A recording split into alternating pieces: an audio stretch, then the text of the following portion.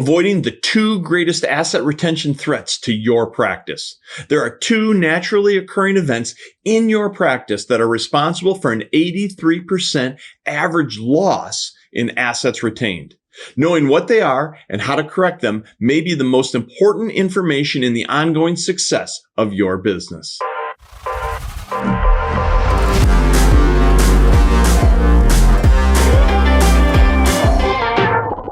Hey, welcome again to The Rare Advisor. Today, I'm going to dive into some scary math that is going on inside of your practice, most likely unbeknownst to you.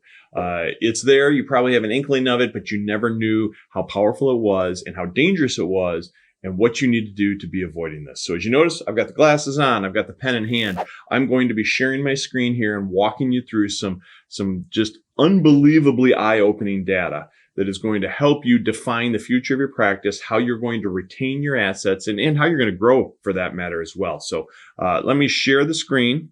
Take me just a moment to get this set up. And there we go. So as I mentioned, we're going to talk about avoiding these two greatest retention threats to your practice. And what I'm going to be talking to you about very briefly is the Advisor Blue Book. So I'm pulling a couple of pages of information out of our Advisor Blue Book. It's a report that is available. If you're not familiar with that and you would like to get a copy of this from USA Financial, you're more than welcome to reach out to us. Just reference the Advisor Blue Book and speak to one of the business development consultants.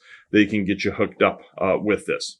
Now, most specifically, I want to talk to you about some data that's on page 10 of 14, as you can see down here in the lower right-hand corner. But more specifically, as I have highlighted in yellow, the fact that was reported out of Investment News some time back that 70% of all married women will experience widowhood, means they will lose a husband.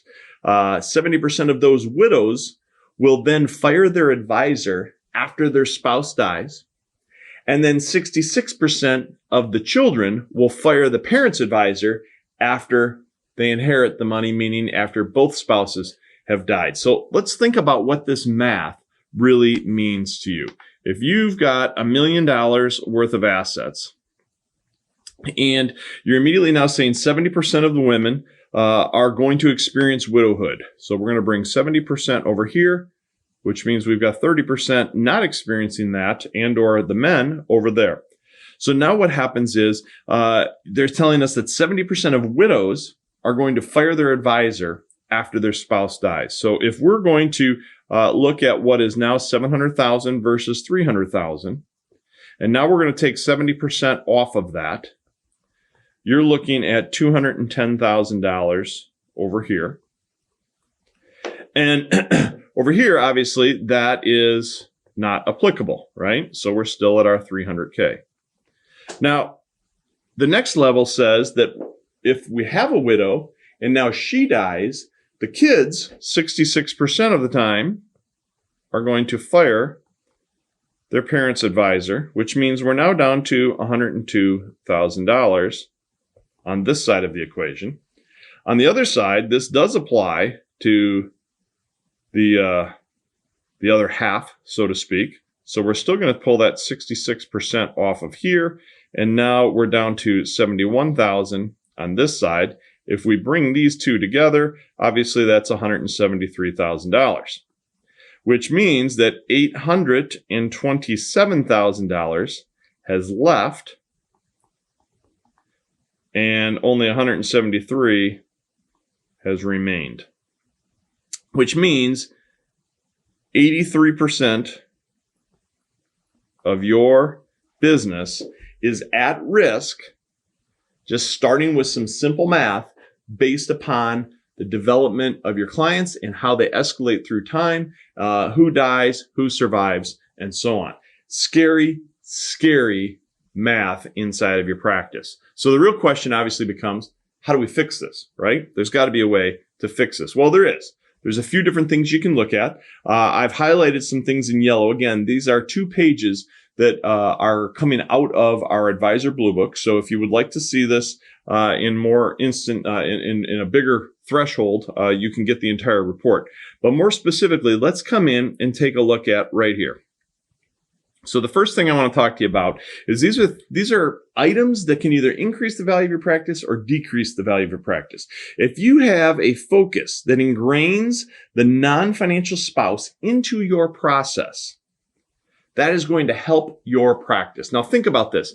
When the widow fires the advisor after the first spouse, after the husband dies, why is that happening? Most likely because she didn't believe the plan was built for her.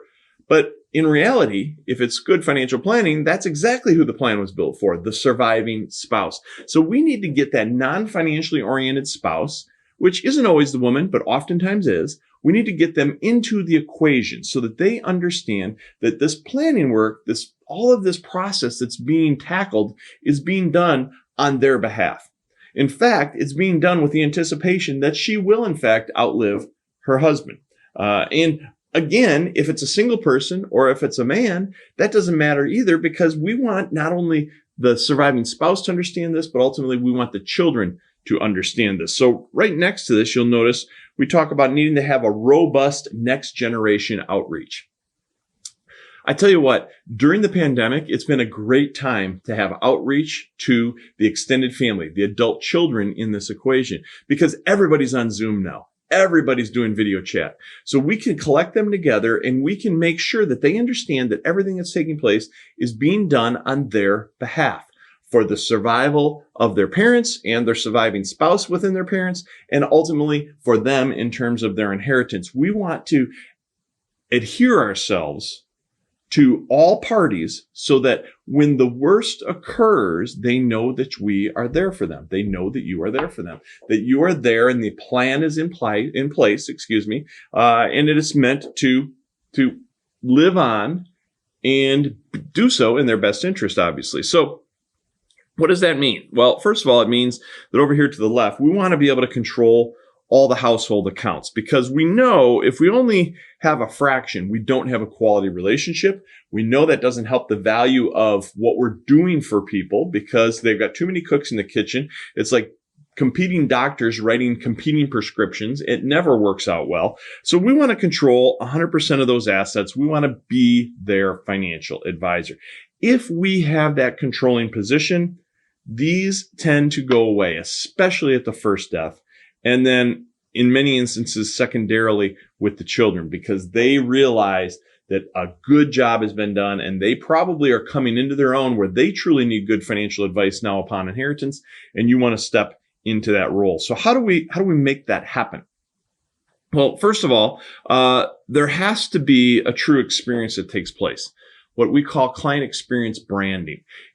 You can't just be like every other financial advisor out there. They have to feel that there is a process involved here, that there is this experience. It's not just based on, their parents or their husband had a friendship with a guy or a woman who happened to be a financial advisor, and suddenly there's no meat on that bone. So we need to bring that to life. We need to have our business built on systems and processes, not on just personality, which means that you have all of the things that you do in the financial planning equation. All of this stuff needs to be categorized. It all has to be able to be displayed for someone so that they understand that as they move progressively through time, you will be moving with them through the financial plan and what it's delivering.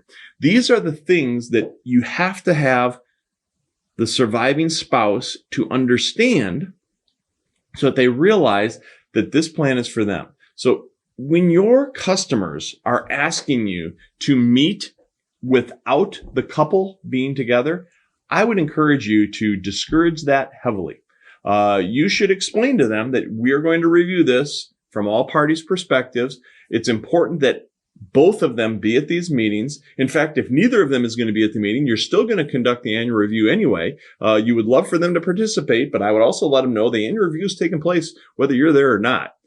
And we want to make sure that you're both there so that we can explain to both of you exactly how this works. We can answer any questions that might happen. And again, a lot of what they're doing today is and should be done based upon the necessities when the first spouse dies. And again, statistically speaking, generally, the way it works, generally speaking, the women are going to outlive the men. So that 70% number becomes huge.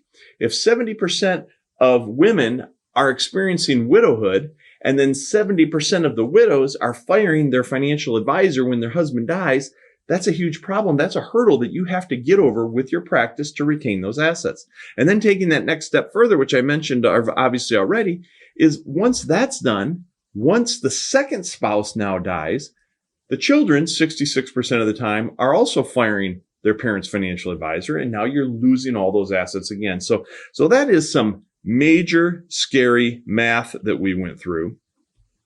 Up here, where we took what started with $1 million worth of assets, and in the end, only 17% of it is being retained over time through the progression of life with your clients. So what you need to be able to do from the perspective of the value that you're creating in your practice, so that one day this asset that is so valuable to you can actually be sold or passed on to the next generation in your business. The likelihood is that your business is the most valuable asset that you have in your portfolio. And so you need to properly protect it as well. And so this is very important, because if someone's eyeballing your practice and they're looking at it from the outside, so they're an investor, they're thinking, hey, maybe I'm going to buy this business from you so that you can walk away and retire. The first question a good, smart buyer is going to ask is, number one, what does your business look like? They don't want to buy your job. They want to buy your business, right? And so you have to have systems and processes in place. You have to have all these other things that we can get into in other discussions in place. But then they're going to talk about retention. And they're going to want to see, what do your retention numbers look like when the first spouse dies? What do your retention numbers look like when the second spouse dies?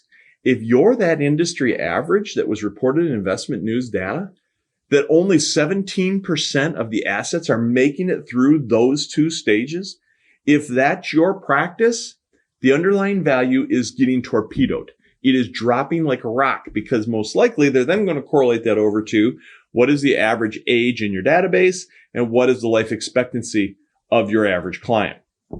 And now they've got time. They can literally create the time value of money on that equation to identify what is the erosion factor going to be upon the first and second death inside of your practice, going from 100% of the assets currently on the books down to 17% through those two steps. So what you need to develop and be able to prove and show is that you are able to penetrate through that math.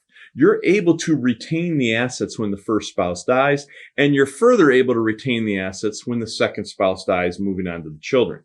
If you can show that, the value of your practice goes up dramatically. Obviously, the profitability of your practice goes up dramatically, because retention is huge. It's easier to retain the existing business and volume of assets than it is to bring in the new. So if my retention is high, I don't need to bring as many new clients through the door in order to have the same value to practice.